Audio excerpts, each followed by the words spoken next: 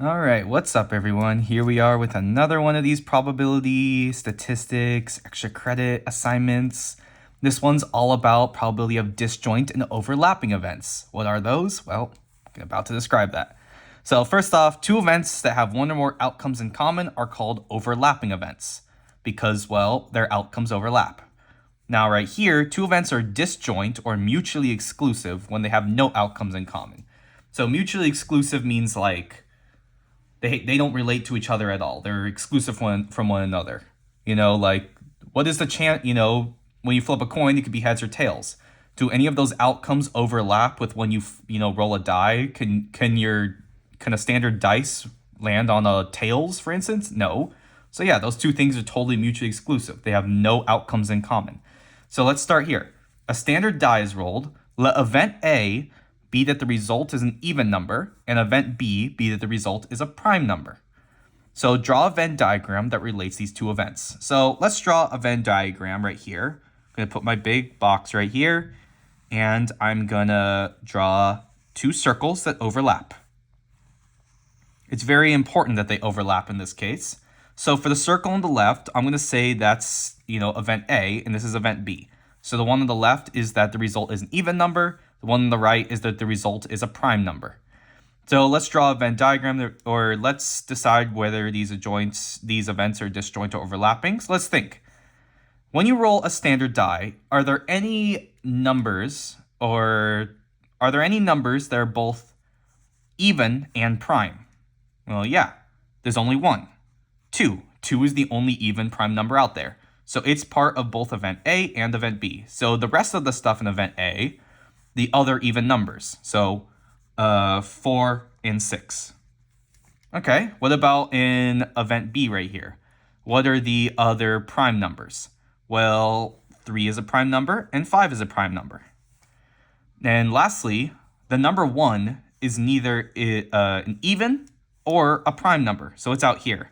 Some of you are probably like, wait, I thought 1 was a prime number. Technically in mathematics, it's not. But it's a bit more complicated to understand why that is. But just for now, know that 1 is not within either of these circles. It's not prime and it's not even. All right, so is this overlap? Do these two events overlap? Yes. They are overlapping since 2 is both even and prime. All right, now on to the second problem. A standard die is rolled. Let event A be that the result is a 2 or a 4, and event B be that the result is an odd number. Draw a Venn diagram, decide whether it's disjoint or overlapping, just like we did in the first problem. So I'm going to start by drawing this Venn diagram. But you're going to see that I'm not going to draw the circles connecting to one another here. I'm going to draw one circle right here and one right here, not connecting at all.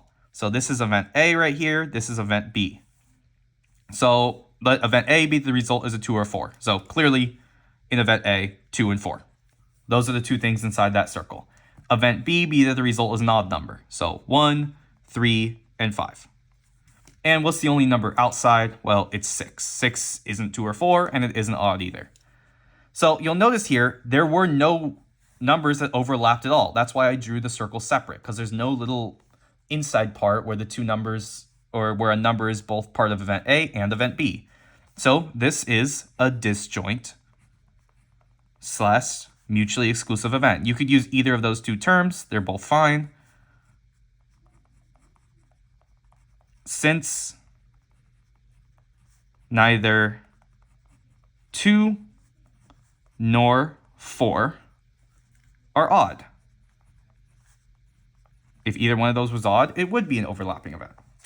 All right. Now, in the last few lessons, we've talked about, probability of A and B a few times. So this thing right here, probability of A and B.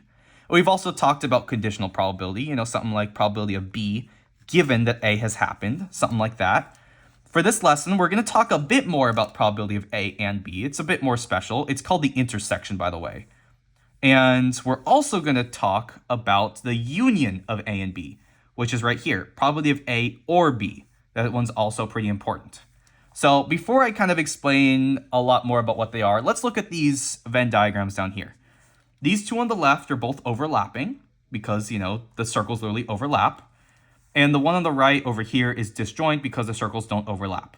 So let's look here. The shaded region, it might be a bit hard to see, but it's this part, the overlapping part.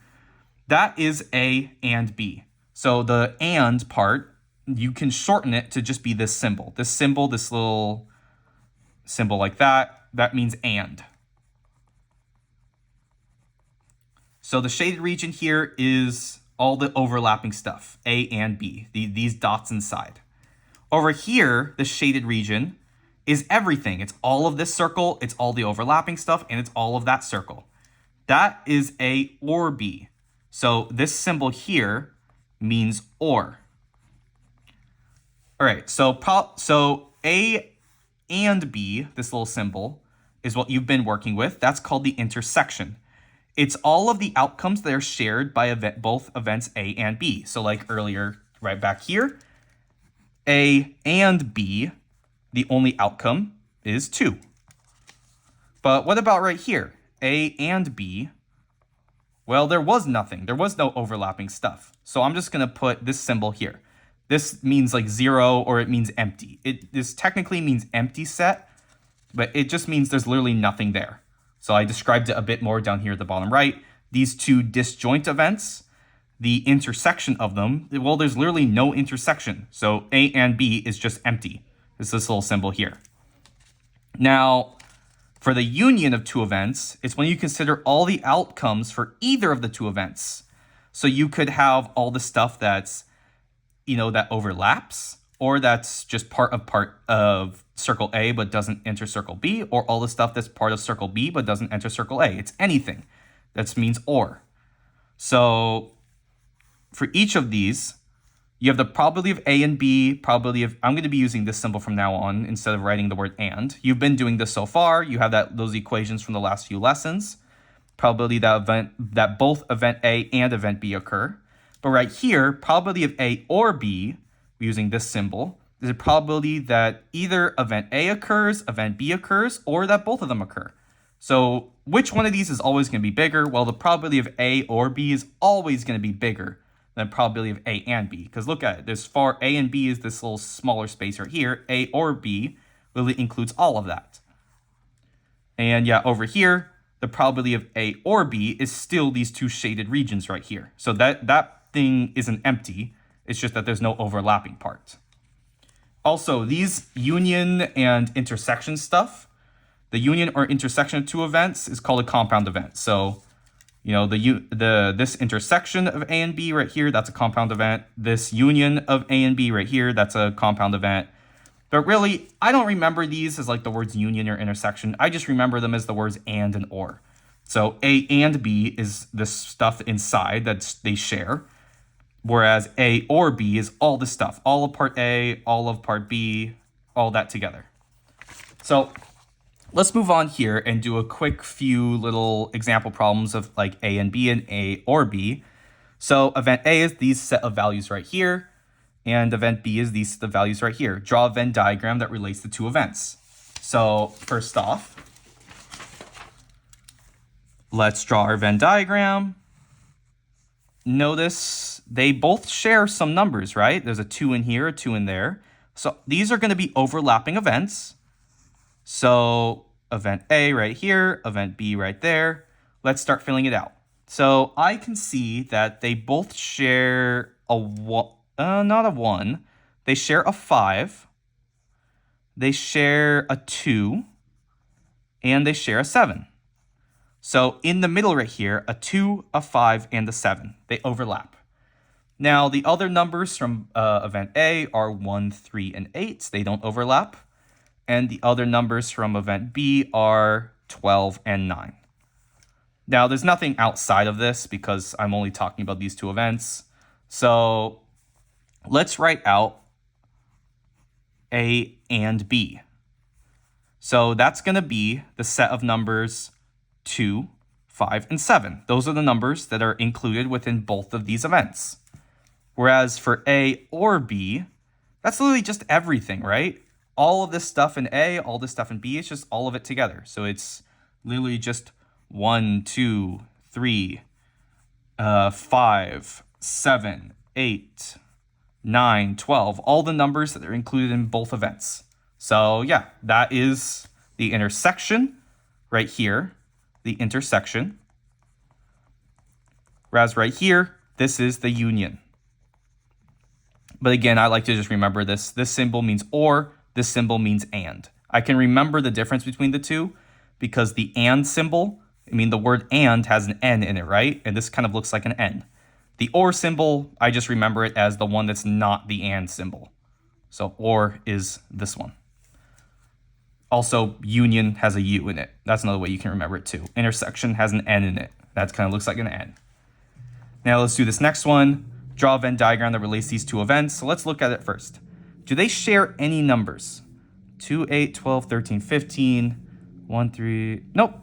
So these are going to be disjoint events. So I'm going to draw this Venn diagram as two separate circles.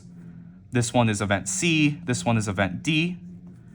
So, and this one is 2, 8, 12, 13, 15. And then this one is 1, 3, 5, 7, 9. So the intersection of both of these, well, there's literally no intersection. It's just the empty set, meaning it's just nothing. Whereas the union is, again, the union is just everything. The or, so it's literally just 2, 8, 12, 13, 15, and then all the stuff from that event. So 1, 3, 5, 7, 9. The order you write these numbers in doesn't really matter.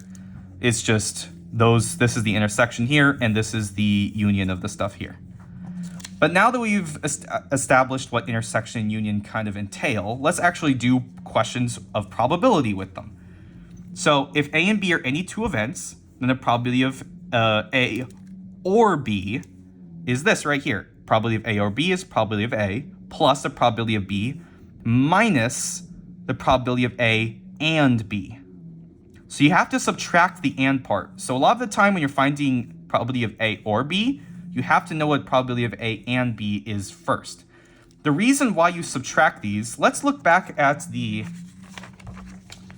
Venn diagrams right here. If we don't find the probability, the total amount of this, you could add everything from circle A and then everything from circle B.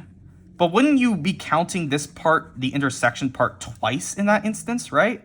Because you're counting it as part of circle A, you're counting it as part of circle B, so you're counting it twice.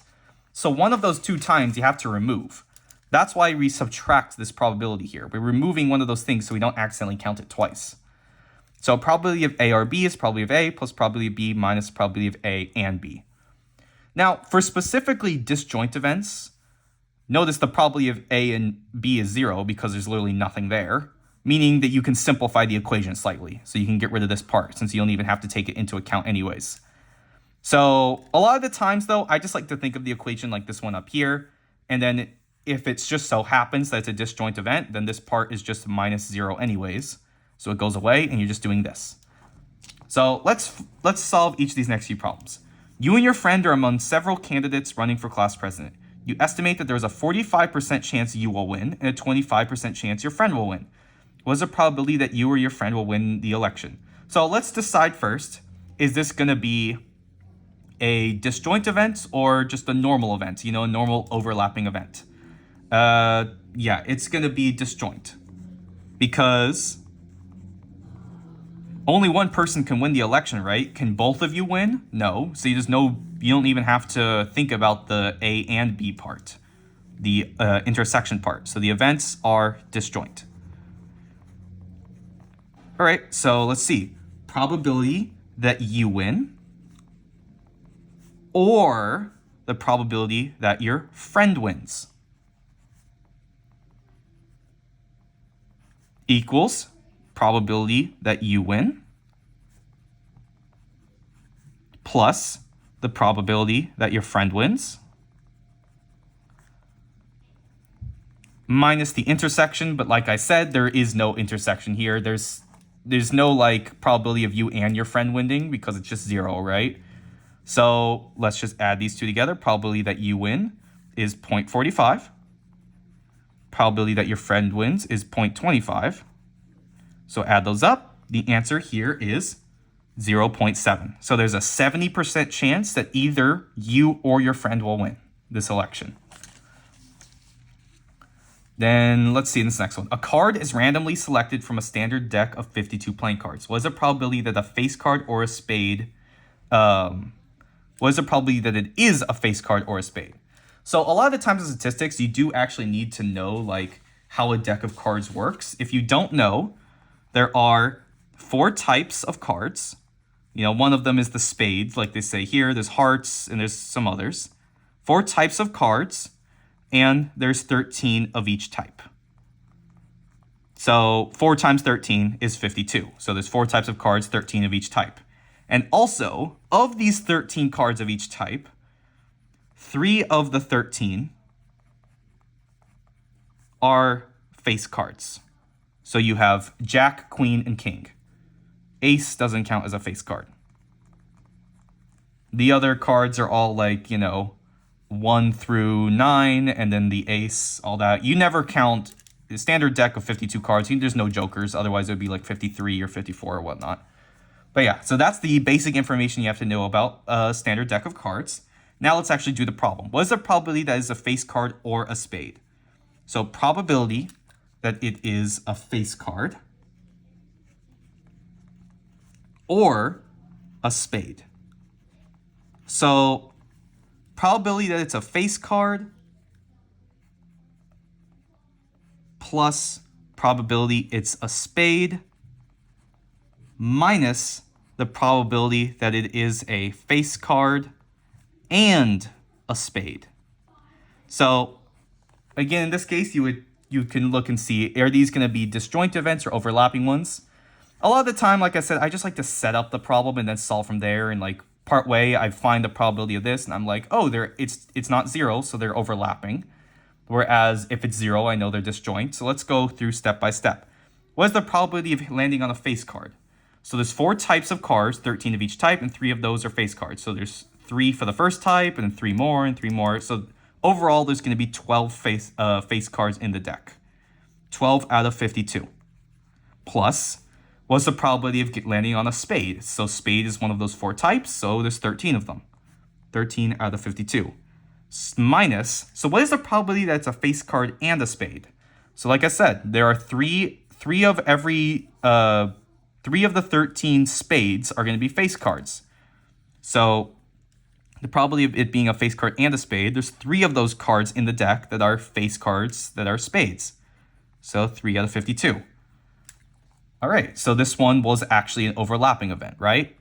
Now let's do the math here. So adding and subtracting fractions, it's 12 plus 13 minus 3, all of which is over 52, which is 15 minus 3. So that's going to be, not 15 minus 3, 25 minus 3. So that's going to be 22 over 52, which does reduce to 11 over 26.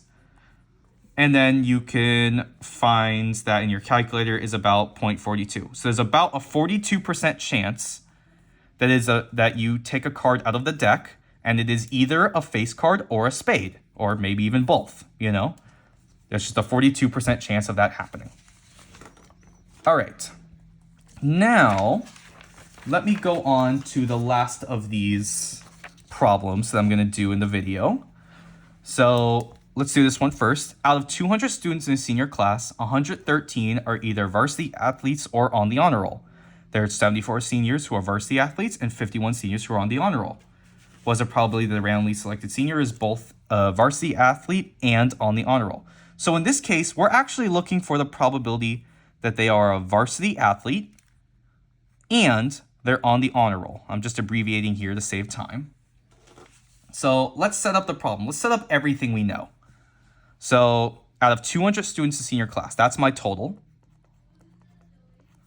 113 are either varsity students or on the honor roll. So the probability that they are varsity or on the honor roll is 113 out of 200.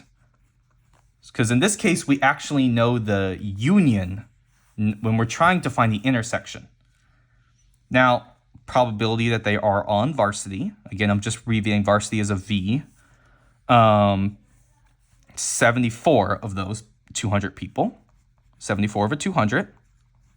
And lastly, the probability that they are 51 seniors who are on the honor roll, the probability that they are on the honor roll is 51 over 200. So let's set up the equation as we know it. We know that probability that they are on varsity or the honor roll is equal to the probability that they're on varsity plus the probability that they're on the honor roll minus the probability that they're on varsity and the honor roll. So that's how you set up the problem. That's the equation we've been working with. Let's plug in everything we know.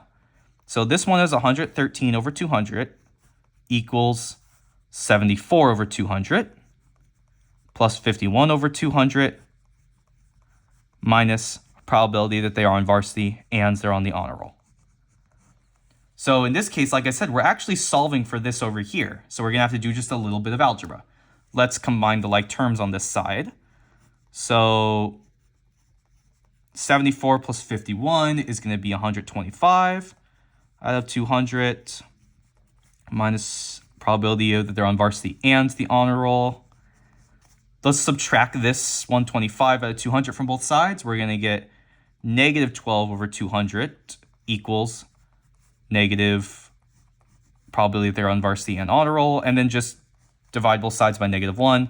So the probability that they are on varsity and they're on the honor roll is 12 out of 200, which can reduce down to 3 out of 50, or about a 0.06 chance. So a 6% chance that they're on varsity and the honor roll for the senior class here. So it's a bit more work, but we set up the equation and we know the other three values to plug in, and we just solve for this last one.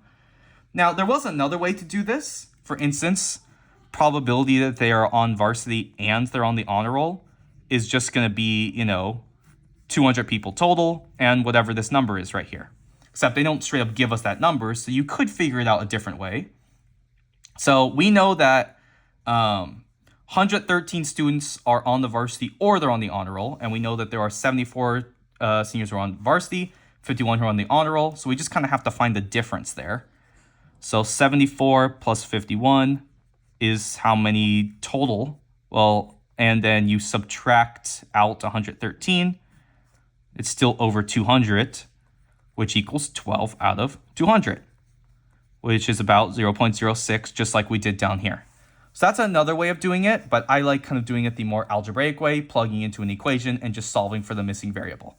And you get about 0.06. Now, for these next few problems, it's all just going to be more mathy ones. You need to just understand that probability of A or B can be used in a bunch of different equations. So let's solve this first one here. Find the probability of A or B.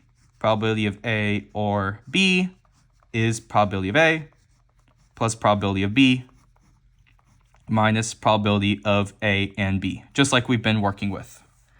I didn't even specify if they were overlapping or disjoint events, right? Because it doesn't really matter. You're told what the probability of A and B is. So let's look through these. Oh, look at part C.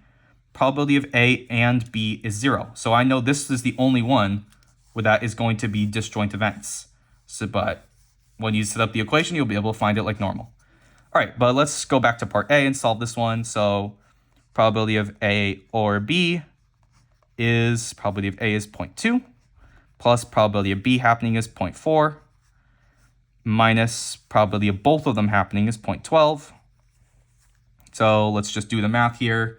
That is going to be 0.48. That is your answer. Let's do this next one. Probability of A or B is probability of A, so 1/3, plus probability of B, so 1/5, minus probability of both of them happening, so 1/15. Let's, do some fraction addition and subtraction. So that's going to be, 15's the lowest common factor, or whatever it's called. So it's going to be 5 over 15 plus 3 over 15 minus 1 over 15, which equals 8 minus 1 is 7 over 15. And that's my answer. It's a pretty simple fraction, so I'm not going to bother turning it into a decimal. Now let's go to this next question here. This is the one we already established is going to be disjoint. So probability of A or B equals probability of A. But wait a minute. They told us the probability of the complement of A. So the complement of A and probability of A have to add to be 0.7, have to add to be 1. So probability of A is just going to be also 1 minus 0.75. So it's 0.25. Okay, so you just kind of have to, because the probability that A doesn't occur is 0.75, so probability that A occurs is going to be 0.25. All right, so 0.25 plus, and then wait a minute, probability of B plus 0.3 equals 0.45. So just subtract that 0.3 from both sides. So probability of B is going to be 0.15. So 0.15 right here, minus, again, 0. All right, and then let's just simplify this. So that's going to be 0.4. So there's a 40% chance of getting A or B. Again, sometimes you have to actually do a bit of work before you can plug into the equation with those two things there. But then once you find them, it's pretty simple. So let's go to this next one. Probability of A or B equals probability of A, so 0.5, plus probability of B, 0.3, minus probability of A and B. But wait a minute, we don't know what that is. They didn't tell us. However, didn't we establish in an earlier lesson, probability of A and B is just going to be probability of A times the probability of B given A? That's what we did in an earlier lesson. So let's just plug it in. Probability of A is 0.5 times probability of B given A is 0.8. So those multiply to be 0.4. All right, so that's what probability of A and B is. So that's going to plug in right here. Add these up. 0.8 minus 0.4 is just going to be 0.4. So that's the answer to this one. And now lastly, we just have to do this kind of thing twice. So let's make sure we know everything. We know what probability of A is. That's part 1 done. We need to find probability of B. And we need to find the probability of A and B before we can actually start solving this problem. So let's find the easier one. Probability of A and B is going to be probability of A times probability of B given A, using that same equation from an earlier lesson. So that is probability of A is 0.7 times probability of B given A is 0.4, which is going to be 0.28.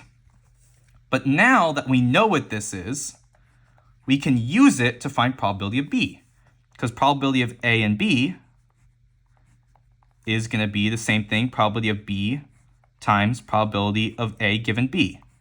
You know, the order doesn't matter here. You could have had this A and B is the same thing as B and A. So you can set it up this way as well. So 0.28 equals probability of B times probability of A given B is 0.8. All right, and then divide 0.8 from both sides. You're going to get probability of B is equal to 0.35. All right, so now we know everything. We can solve the problem for real. Probability of A or B is equal to probability of A, so 0.7, plus probability of B, so 0.35, minus the probability of both of them occurring, which is 0.28. And then do some simple addition and subtraction. You'd get 0.77 is your answer. So for this problem, you had to solve for 2 of the things first before you could even plug them in and solve for A or B. So sometimes, you know, it gets a bit more complicated, but you'll get there in the end. Now, for your extra practice homework, you have some more problems like the ones I just did right here. And there's some other kind of more simpler type of probability of a union problems. If you have any questions on these, again, you can always ask me during class. Question 7, I will tell you right now, and you might think it's tricky, but it's actually a really simple question once you understand what's going on. It maybe takes like 1 step and that's it, so don't overthink that one. But other than that, yeah, I'll see you in the next video.